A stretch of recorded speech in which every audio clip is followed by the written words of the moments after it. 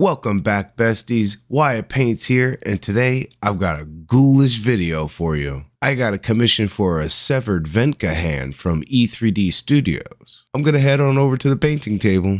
Let's get started. Starting with the base, I went with Blighted Gold from P3. I used a damp dry brush to get a nice thin 2 coats of this. Using this method, I can get an even application of my metallics. I do 2 coats here to eliminate any brush strokes. It's important to keep these coats as thin as possible, so that when they dry, it'll have a consistent finish. I follow this up with a heavy wash of Seraphim Sepia. Here I used a makeup brush to apply the shade. I'm once again in love with how well it handles a wash. If you give it a try, let me know how it works out for you in the comments. After 2 heavy coats, I moved on to highlighting with Glorious Gold. I kept the focus on the upper and lower rims and on each of the ribs of the midsection. Overall, it gives it a look of a very old brass or bronze that's been handled a lot. Making my way up the base, next comes the cushion. I wanted an old, worn red leather upholstery, which would need a heavy dry brushing, so I wanted to protect my earlier work with a quick mask using M3 painter's tape. If you use a blade to do this, make sure to use a fresh blade if you can. Fresh blade takes less force to cut the tape, which then is less damage to the paint below. Once fully masked, I mixed up black and glory red to put down a solid base coat and start to establish the red of the leather. Then over many thin layers, I gradually used less black paint until I was brushing on pure glory red, with each layer focusing more and more on the plump humps of the cushion so I can retain the deep shadows in the cracks. I wanted to add a bit more glow, so I added vermilion to the palette. With this mixed with the glory red, I began to build the texture of the leather. By keeping my brush strokes consistent, I was able to give it a nice worn look that paired well with the base. While I do this satisfying mask peel, I want to thank my Patreon subscribers. Your continued support motivates me to keep on putting out quality content. Thank you. With the base done, it was time to move on to the hand itself. For a base coat, I used a mix of black and leather brown. Again,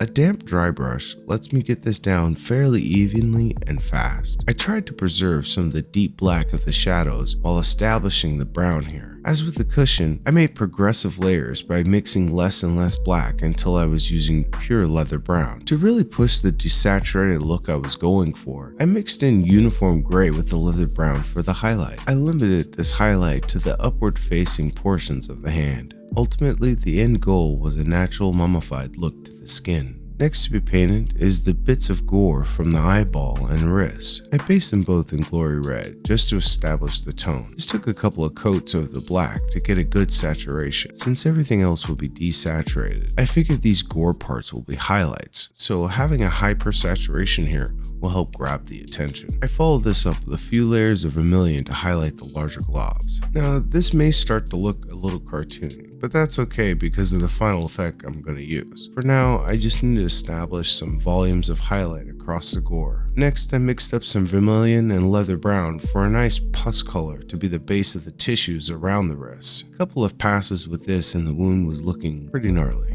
I followed this up with blood for the blood god. I lightly thinned this down and put 5 or 6 coats over the gore until it hit a sheen and color depth I was happy with. Moving on to the eyeball, I started basing it with uniform gray. Color-wise, since I'm starting with the gray that I used as a highlight in the skin, it'll almost seem like a continuation of that highlight from hand to eyeball. Once the base was dry, I mixed a highlight using Menoth White. Once again, I used a damp dry brush to apply this, and like before, I gradually used less and less of the gray until I was using pure Menoth White. Now came to the part I was fearing, doing the iris. Thankfully, this will be milked over in later steps, but I really want to use this as a chance to practice. To start, I'm using uniform gray and black mixed up to a very dark gray for the base. Now, in general, you want the iris size to be a third of the width of the eye, and I found it's easier just to start in the center and slowly expand it until it looks about right. And always remember I can come back in with Menoth to fix any mistakes. Once that was dry, I mixed a highlight using about 75% of the uniform gray. This was thinned down a bit more to give a bit of translucency. I used even strokes towards the center to start building the texture of the iris. At first, it's going to look like bike spokes, but as I continue doing passes and filling in the gaps with new spokes, I'll get something like this. Next, I use pure uniform gray thinned down even more to do short strokes that ended about halfway towards the center. to add a layered highlight. With that done, all that's left to do is to go back to the original dark gray mix to paint in the pupil. Similar to how the iris was 1/3 of the total eyeball, the pupil is going to be a total of 1/3 of the iris. Next, I wanted to add a bit of weathering with some red in the eye, and I used a bit of contrast paint to stain it. While this does look quite stark here, it'll be toned down later. The important thing to remember here is to not go overboard.